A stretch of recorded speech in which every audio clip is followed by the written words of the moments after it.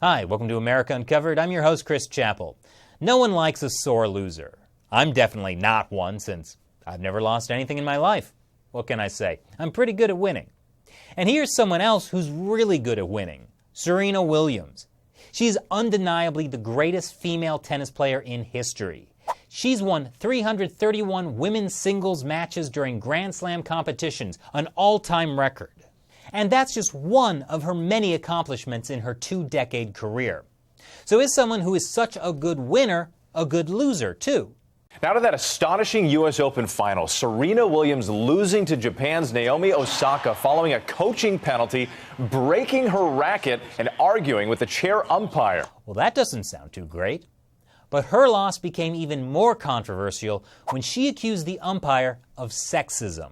Here's how the match went down. Serena Williams lost the first set to Naomi Osaka 6-2. Then in the second round, this happened. Code violation, coaching, warning, this is Williams. Her coach had been giving illegal hand signals from the box. Williams was upset and confronted the umpire.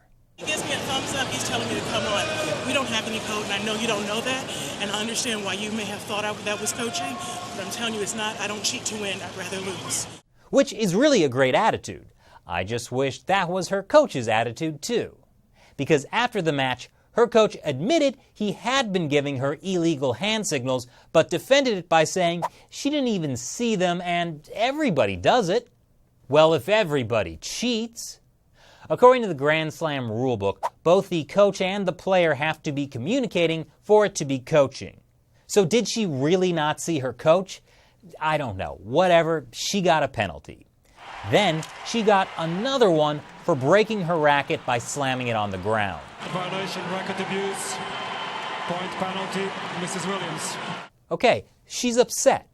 Serena Williams was going for a record-tying 24th Grand Slam singles title. She'd already lost one set, was close to losing another one, and had a penalty against her she felt was unfair.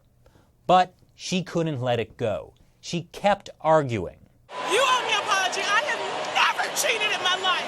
I have a daughter and I stand what's right for her and I've never cheated. And you owe me an apology. You owe me an apology. You will never, ever, ever be on another court of mine as long as you live. You are the liar. And you stole a point from me. You're a thief too. And that's when the umpire gave her a game penalty, awarding a game to Osaka. Code violation, verbal abuse, game penalty, Mrs. Williams. That put the score 5-3, Williams down. According to the Grand Slam rulebook, verbal abuse is defined as a statement about an official, opponent, sponsor, spectator, or other person that implies dishonesty or is derogatory, insulting, or otherwise abusive. But Williams had a different explanation for the game penalty. Sexism. There are men out here that do lot worse, but because I'm a woman. Because I'm a woman, you're going to take this away from me? That is not right. That was a theme she doubled down on after the match. The match she ultimately ended up losing 6-4.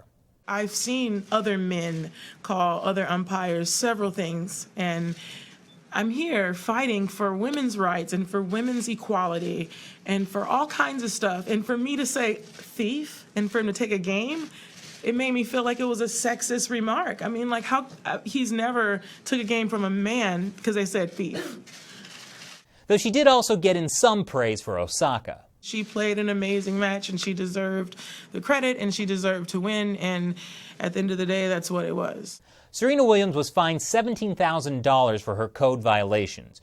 Don't feel too bad, though. It was taken out of her $1.85 million runner-up prize.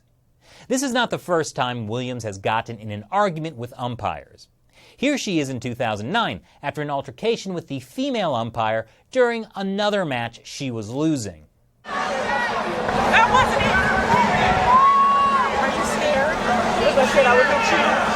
I'm sorry, but there's a lot of people who said way worse. I didn't say I would kill you. Are you serious? Now, to be fair, she didn't say she was going to kill her. What she actually said was, I swear to God, I'll effing take the ball and shove it down your effing throat. In another outburst during a 2011 game, Williams told the female umpire, if you ever see me walking down the hall, look the other way. You're a hater and unattractive inside. It seems that, like many great athletes, Serena Williams has a temper. But the accusations of sexism have divided the tennis world like, well, a tennis net. The International Tennis Federation is backing the umpire. But the Women's Tennis Association and the U.S. Tennis Association, which runs the U.S. Open, have backed Serena. Some, like this New York Times freelance journalist, said the whole thing was fair. But some other male tennis players admitted they'd said worse things to umpires and were not penalized. So, was there sexism in this particular case with Serena Williams? It's impossible to say. At this year's U.S. Open, Serena Williams was the only player to be penalized for verbal abuse. But she wasn't the only player to be penalized overall. 35 other players, 9 other women, and 26 men were penalized for a variety of other types of violations. So maybe Serena Williams is not so much a victim of sexism, but a victim of not controlling her temper. Of course, there are sexist people in the world, including quite possibly some tennis umpires. How about Carlos Ramos, the umpire who penalized Serena Williams? Well, there are cases where male players with bad tempers have argued with him and he didn't penalize them. Players like Novak Djokovic and Nick Kyrgios and Rafael Nadal. But those cases are slightly different because those players' outbursts were short, whereas Serena Williams kept arguing with him. And even then, Ramos only penalized her after she accused him of being a liar and a thief. Ramos has gained a reputation for being an extreme stickler for the rules, which has angered more than one player. So what's the right call? Women absolutely have been discriminated against in sports. The organizers of the Boston Marathon tried to stop the first woman who ran it. Literally. But if Serena Williams hadn't broken the rules, there'd be no penalties. And the rules themselves aren't bad or sexist rules. And you can't go around accusing anyone who does something you don't like of being sexist. Well, you can, but that's not a winning attitude.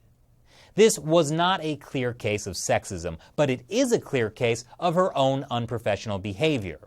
But if we want to talk about the real tragedy to the story, it's what happened to her opponent, Naomi Osaka. The 20-year-old, who by the way is the first player for Japan, man or woman, to ever win a Grand Slam title, idolized Serena Williams. It was always my dream to play Serena in the U.S. Open finals, so I'm really glad that I was able to do that, and I'm really grateful I was able to play with you. Thank you. And yet when that dream came true, it was ruined by the jeers and boos of the crowd who were upset at the umpire. Serena tried to help by comforting Osaka and telling the crowd to stop booing. I just want to tell you guys, she played well, and this is her first Grand Slam. Congratulations, Naomi. No more booing. But that was not how Osaka's dream should have turned out. She even felt she had to apologize for her victory. I know that everyone was cheering for her, and I'm sorry it had to end like this. At least she knows how to be a gracious winner. So what do you think? Leave your comments below. And if you want to help make America Uncovered, support us on Patreon at patreon.com/America Uncovered. Don't let YouTube demonetization throw the covers over America. Once again, I'm your host, Chris Chappell. Thanks for watching America Uncovered.